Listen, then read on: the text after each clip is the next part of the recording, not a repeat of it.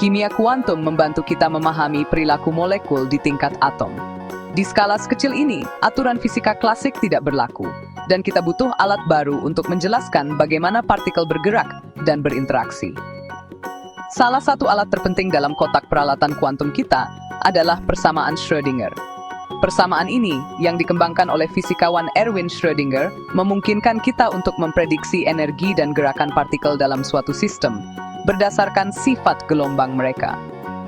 Persamaan Schrödinger adalah deskripsi matematis tentang bagaimana fungsi gelombang partikel berubah seiring waktu.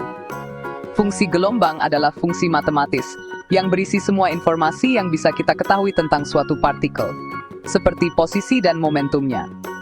Dengan menyelesaikan persamaan Schrödinger, kita dapat menentukan tingkat energi yang diizinkan dan fungsi gelombang yang sesuai untuk molekul tertentu.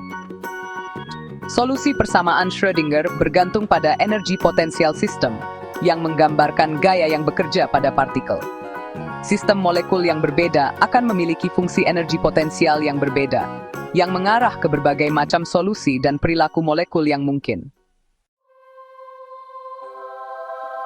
Gerak translasi adalah pergerakan molekul dari satu titik di ruang angkasa ke titik lainnya. Bayangkan seperti mobil yang melaju di jalan raya, ia mengubah posisinya seiring waktu.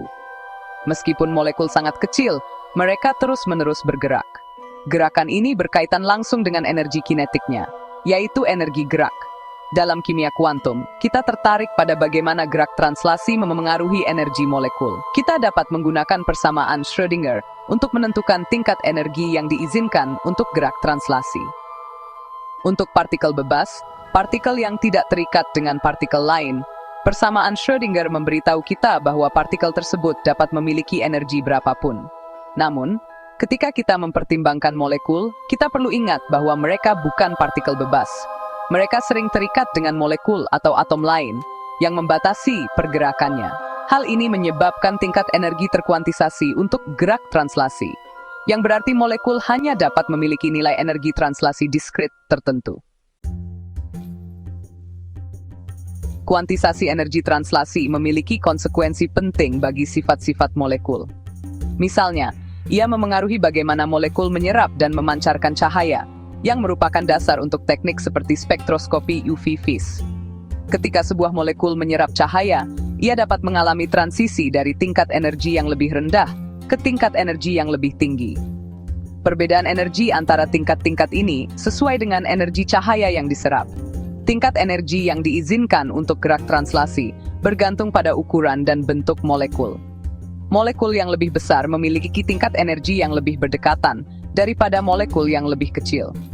Ini berarti bahwa molekul yang lebih besar dapat menyerap cahaya pada energi yang lebih rendah daripada molekul yang lebih kecil. Perbedaan spektrum serapan ini dapat digunakan untuk mengidentifikasi dan mengukur molekul yang berbeda dalam suatu sampel.